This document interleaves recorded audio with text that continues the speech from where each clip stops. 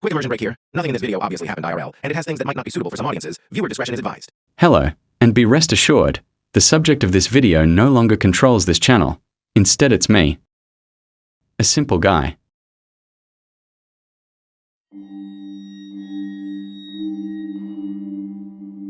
Some of you might have already watched some content posted on this channel, and some of you might have at least once asked themselves, what on earth is that red face, and why is it so dark and twisted and evil? Glad you asked. In this video, we'll delve into the what, and how of the gibberish. What is it? What does it want? How to protect yourself from it? But before we go any further, I must warn you that the information here is not definitive. It's more of a theories, based on our current understanding of the evil entity.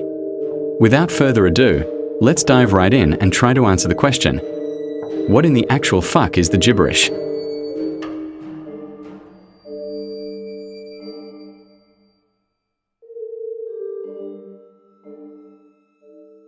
Peter, why do liberals constantly defend abortions? It's child murder. Haha, I am Peter and I am green. Welcome to the first part of this video and the first what of this video. And yes, my voice has changed to a more expressive one so that you know that I'm a simple guy. Anyway, you might have questions about the inclusion of a peculiar gameplay footage on the title screen. That's because, my dear viewer, it is pretty much true that the dastardly deity referred to as the Gibberish has some relation or tied to a early 2020s hit rhythm game, Friday Night Funkin'.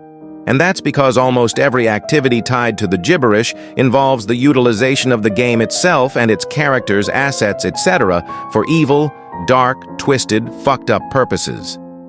But why? Why Friday Night Funkin' specifically? Unfortunately, we do not have a clear answer to that, but there are two theories that try to explain this. First theory states that what we refer to as the gibberish may not be even a single entity.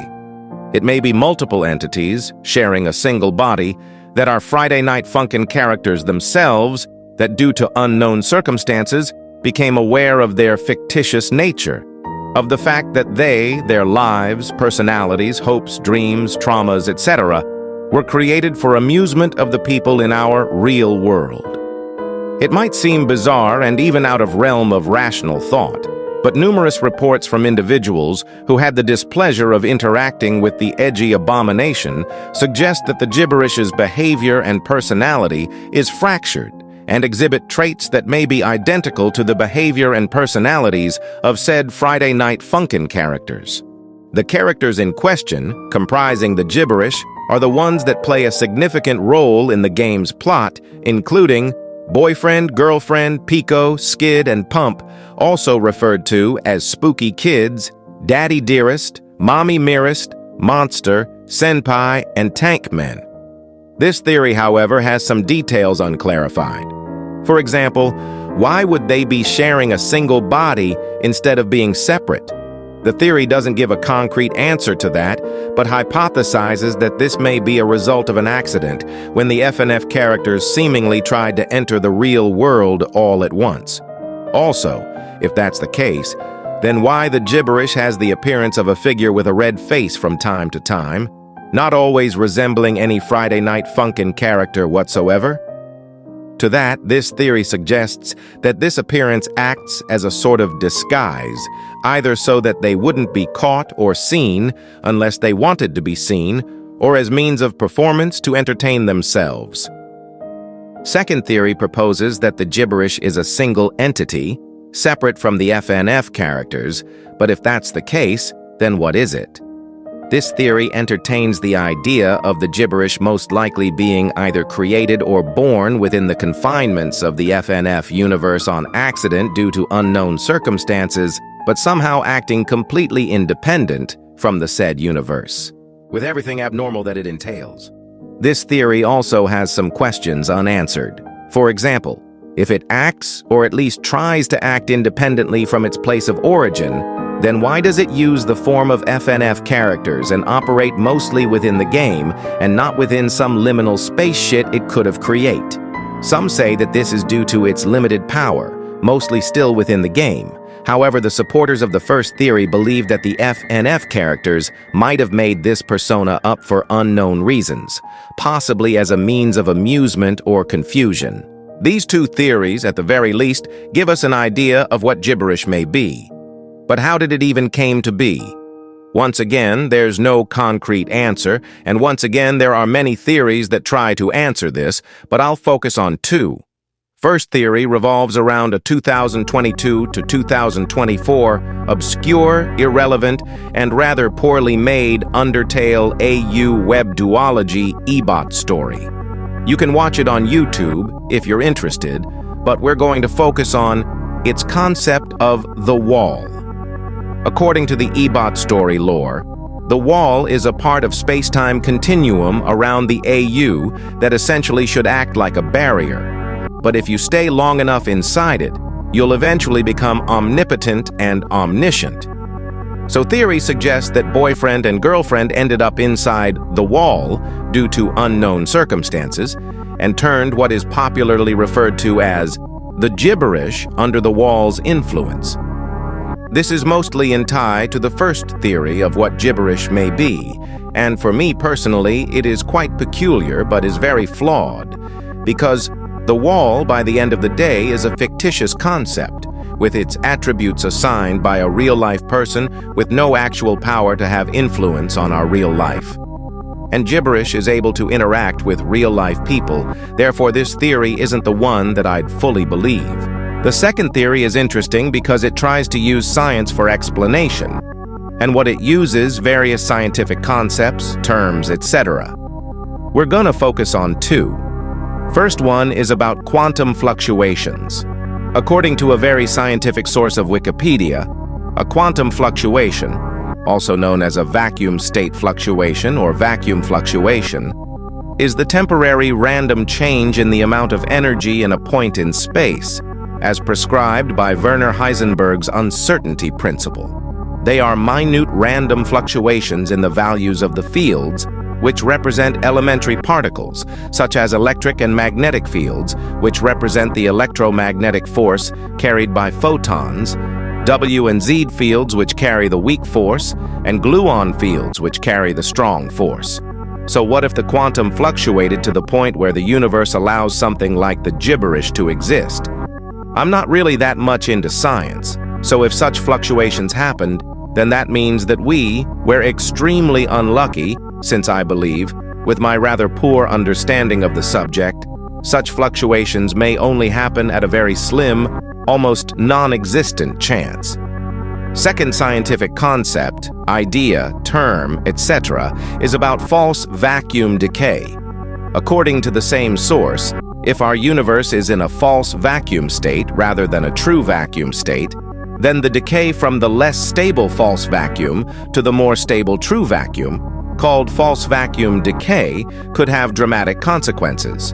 The effects could range from complete cessation of existing fundamental forces, elementary particles and structures comprising them, to subtle change in some cosmological parameters, mostly depending on the potential difference between true and false vacuum. So we might experience a tame version of that event, where universe isn't destroyed instantly, but allows something like the gibberish to exist, potentially by lessening or even erasing the barrier between idea and matter, fiction and reality.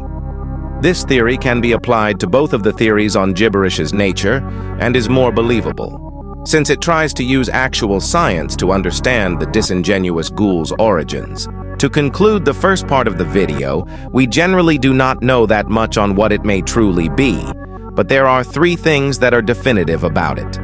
Number one, gibberish is tied to or related to Friday Night Funkin' in some way, shape, or form. Number two, it certainly does not have any goodwill or intention when it comes to interacting with real-life individuals. And number three, gibberish is less of a slight inconvenience and more of a symptom or a catalyst of a potential world-ending event. You heard me correctly, dear viewer. An event that Chudjak might consider as something happening. An event that Christian tried to tell us about. But we didn't listen. That's because by our general understanding of natural order and laws of physics, gibberish shouldn't even be able to exist in real world. And yet, it does.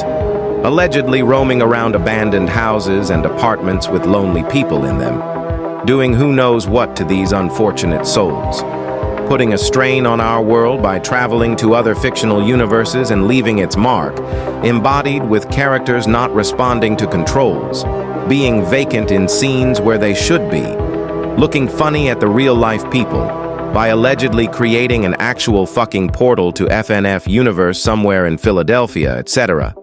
This might eventually cascade into a sort of reality collapse scenario, or the rupture as I would call it, where every fictional universe becomes real, and its characters being able to cross into reality. Why would reality collapse? The laws of physics of these universes come into contradictions with real world and each other, putting even more pressure, and when the amount of paradoxes, inconsistencies reach critical number, our universe might be destroyed. Ironically, gibberish doesn't desire this, but if not, then what does it desire? Why does it do things that it does? What does it want? And that's where part 1 of this video ends, and part 2 begins.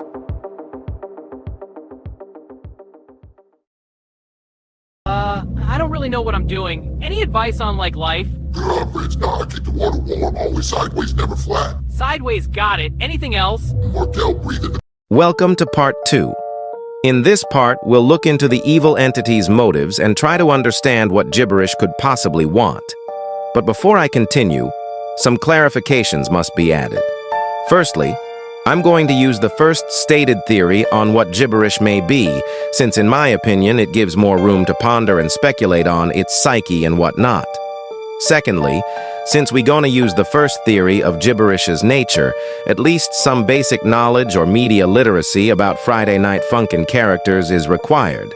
I might have some knowledge on this subject, but I still might not be aware of certain details. So I suggest that you, dear viewer, take some things that are going to be said in this part with a grain of salt. Now, you might be completely blown away by what I'm about to say, but ironically, killing real-life individuals is not in gibberish's top priorities. Interestingly enough, gibberish's activity during its or their presence in the real world can be described as essentially trying to live rather secretively without public or arguably worse, a government, knowing about them. Due to becoming real, gibberish has obtained the need to feed themselves with IRL food and to drink water. To satisfy this need, if they temporarily stay in an abandoned building, they would have to risk it and go to the nearest convenience store, supermarket, to essentially steal the goods at the middle of the night. They most likely would transform their shared form into an unassuming guy or gal, so that if a night guard spots them, he would view them as just a guy or a gal, instead of an evil, fucked-up monstrosity. However, if they temporarily settle in a lonely person's apartment, then that risk essentially goes away, since they can practically live off the poor individual by eating the food they buy. Generally speaking, excluding better isolation, a loner's apartment might be more preferable to gibberish than abandoned buildings. They don't have to put themselves to risk in order to get food. Apartments have electricity, water, more things to do. Maybe that's why there were more reports of potential gibberish activity inside such apartments. Gibberish's activity can also be described as simply trying to have fun and entertain themselves. This includes playing games, watching movies, any other indoor activity, but not including any outdoor activities, because they need to be at a close proximity to a PC, TV, otherwise they'll evaporate after 2 days, or they might be caught. With that being said, you might rightfully ask some questions. If gibberish isn't out there to kill and is seemingly trying to mind their own business, then why do you constantly keep slandering these poor fellas by calling them evil, edgy, etc.? Well, I'll answer by asking you back. Do you remember the first theory about gibberish's nature? Especially the part where it's stated that they've become aware of the fact their identities, hopes, dreams, and what's important for my point, traumas, suffering, etc., were created for the entertainment of real-life people. On top of that, Gibberish might remember everything that has ever happened to them, whether it's from canonical plot or from fan-made material, mods, comics, etc. My media literacy on the subject suggests that there might not be any vindictive motive, but that certainly does not mean that they would be your buddies. I suggest that there might be sense of mutuality. If you played with them like that, then they can also do the same to you type shit. Less of a how dare you, I will now kill you, and more of a so what, and why not, where the characters would see you as something that can be toyed or messed with, at first for the sake of curiosity, later on for the sake of entertainment. It isn't different as other methods of entertaining themselves with games, movies, etc. It can escalate to point of being quite literally kidnapped and tortured, potentially to death, in an abandoned building or your consciousness being dragged into the game, if they find you interesting enough in that aspect. In my opinion, consciousness dragging can be more frequent since it doesn't leave much out of ordinary clues that might lead to them. Another thing to consider is that if reality collapses, there would be no government to hide from, no means of indoor entertainment, therefore toying with IRL people. Method of entertainment might become more frequent and possibly even worse. But can they become more and more ambitious as time goes on? Personally, I don't know. But there's a rumor of a certain freedom cult spreading around lately. Almost nothing is known about this group, with exception of two things. 1. They believe that true freedom must be achieved, and it is essentially complete anarchy and chaos. 2. Gibberish are affiliated with this group, most certainly as an advisor for them. Does that mean Gibberish's end goal is complete anarchy and chaos?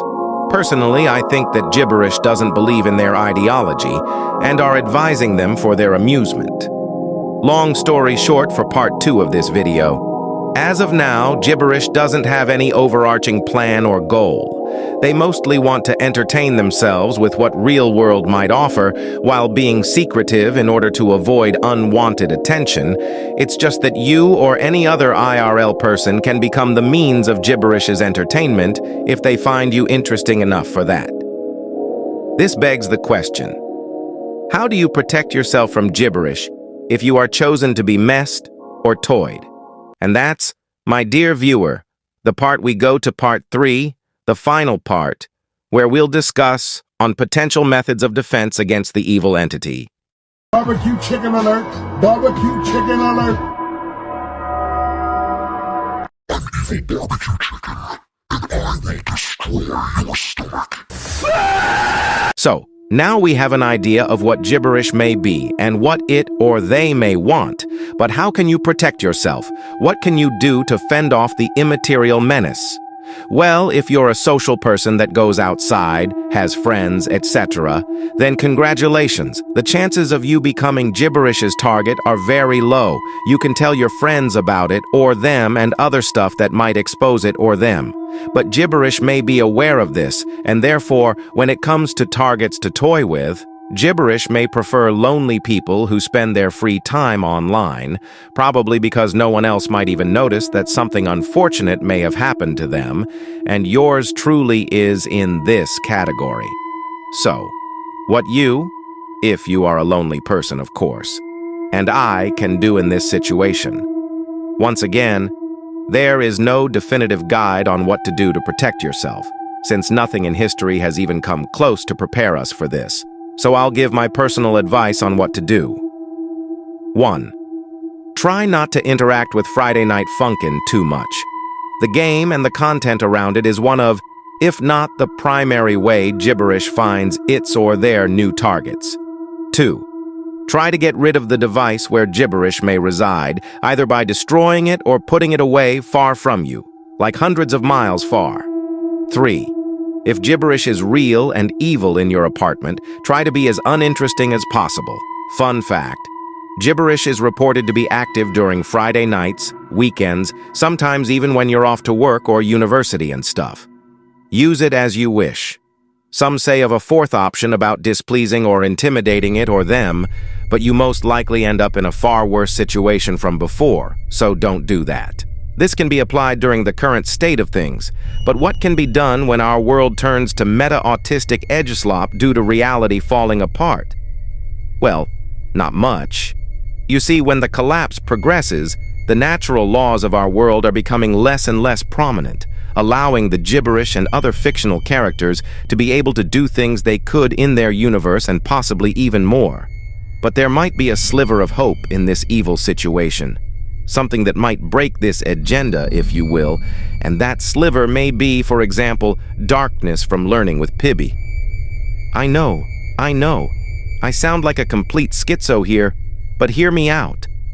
My knowledge on this subject suggests that darkness from learning with Pibby has fade or beef with almost all of fiction, at least the most well-known part of it.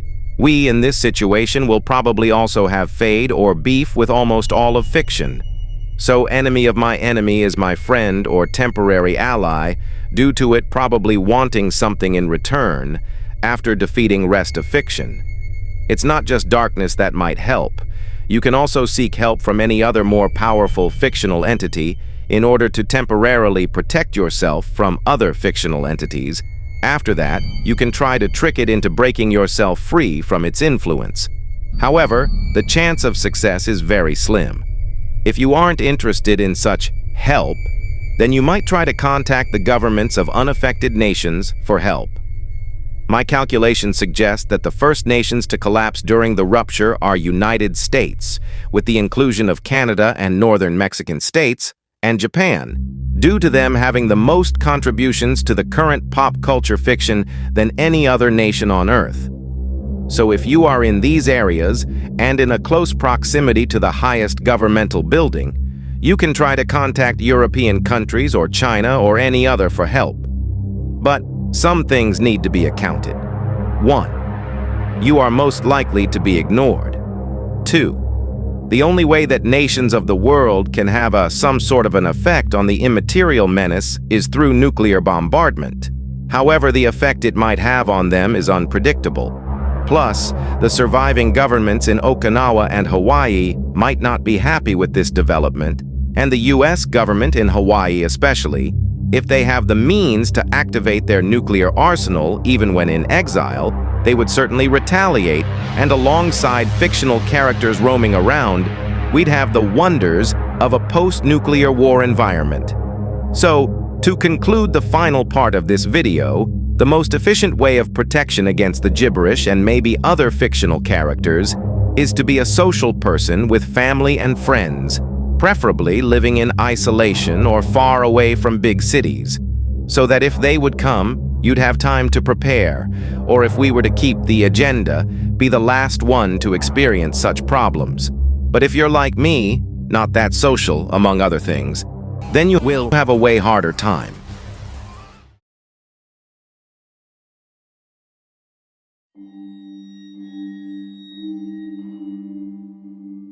And that would be the end of this video. Thanks for watching, have a great day, and most importantly, stay safe.